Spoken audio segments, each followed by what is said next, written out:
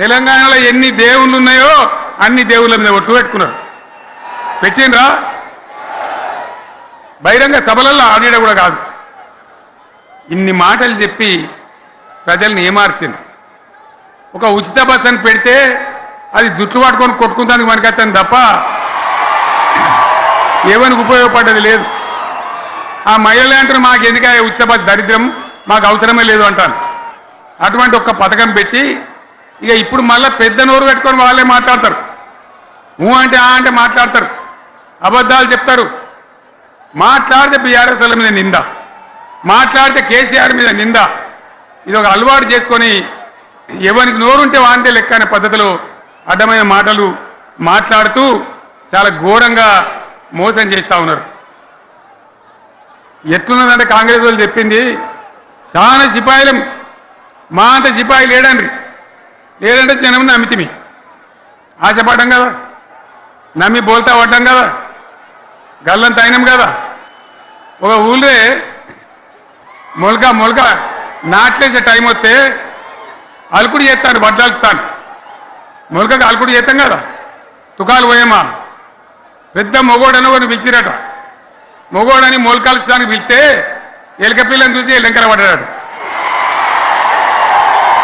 ఇక మా అంత సిపాయి లేరు, మేము తెచ్చే ఇస్తాం, 6 సందమామలు పెడతాం, 7 సూర్యులు పెడతాం అని నమ్మబలికి ప్రజలను దగా చేసి మంచిగున్న తెలంగాణ నాగం పట్టించి ఓట్లు వేయించుకొని ప్రజలను మోసం చేసిండ్రు, దగా చేసిండ్రు.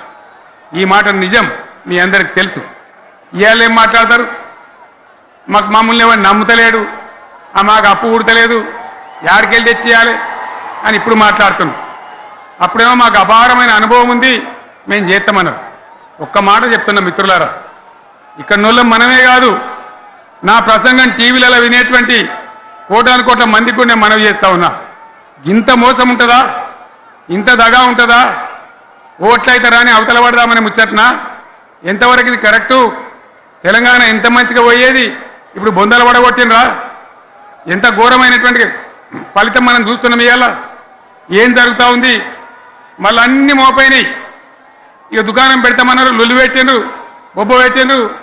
ఇక ఓట్లయినాక ఎత్తడు, తవ్వడు, మోయాడు. బాయి పడతాం జోరుగా చెప్తే 6 నెలల ఏమయ్యారంటే ఇక ఆయనతో రేపు అవుతుంది, ఎల్లుండి అవుతుంది, సంక్రాంతికి అవుతుంది, దీపావళికి అవుతుంది, మార్చి 31కి అవుతుంది. మార్చి 31 లేదు, మన్ను లేదు, ఏది కూడా చేసింది లేదు. మొత్తం ఆర్థిక పరిస్థితిని దెబ్బతీసింది. తెలివి తక్కువ పనితోని, అవివేకం వల్ల, అజ్ఞానం వల్ల పరిపాలన చేయరాక సర్వనాశనం చేసింది. రాష్ట్ర ఆర్థిక పరిస్థితి ఎంత మంచిగా ఉండే, ఎంత బాగా పోతా ఉండే. మేము కష్టపడి కడుపు కట్టుకొని నోరు కట్టుకొని సంవత్సరానికి 10 నుంచి 15 వేల కోట్ల ఆదాయం పెంచినాం. అనేక రివ్యూ మీటింగులు చేసినాం. ఎంత బాగా తీసుకొని పోయినాం, తెలంగాణను ఎట్లా తయారు చేసినాం, ఆ విధంగా తీసుకొని పోయినాం. ఇవాళ ఒక్క మాట మీరు అందరూ ఆలోచన చేయాలి. ఇక్కడ ఉన్నవాళ్ళు కానీ నా మనసు బాధ అవుతుంది, నా మనసు కాలుతుంది, ఇబ్బంది అవుతుంది. నా కళ్ళ ముందటనే తెలంగాణ ఇట్లా కావడం నాకు దుఃఖం కలిగిస్తూ ఉంది. నేను ఆవేదనతో చెప్తున్నా ఈ మాట. ఒక్క మాట మీరు అందరూ ఆలోచన చేయండి. తెలంగాణలో భూముల ధరలు ఎట్లుండే? కేసీఆర్ ముఖ్యమంత్రి ఉన్నప్పుడు, బీఆర్ఎస్ రాజ్యం చేసినప్పుడు భూముల ధరలు ఎట్లుండే? ఆనాడు కొనేటోళ్ళు ఎక్కువ ఉండిరి, అమ్మేటోళ్ళు తక్కువ ఉండిరి. ఇవాళ ఆపతికి అమ్ముకుందామంటే భూములు కొనేటోడున్నాడా? అడుగుతున్నా భూముల ధరలు ఎక్కడికి పోయినాయి? ఎవరికన్నా 5 ఎకరాలు డాంబర్ రోడ్డు పక్కకుంటే నేను 5 కోట్ల మనిషిని, నేను కోటీశ్వరుని అనే ధైర్యంలో రైతులు ఉండరు. ఇవాళ అడిగేటోడు ఉన్నాడా? ఉన్నదా? ఒక్కటే ఏడాదిలో ఇంత గల్లంత అవుతుందా? కేసీఆర్ పక్కకు పోగానే ఇంత ఆగమవుతుందా? ఇంకో మాట నేను అడుగుతా ఉన్నా. కరెంటును 35 ఏళ్ళు బాధపడ్డాం.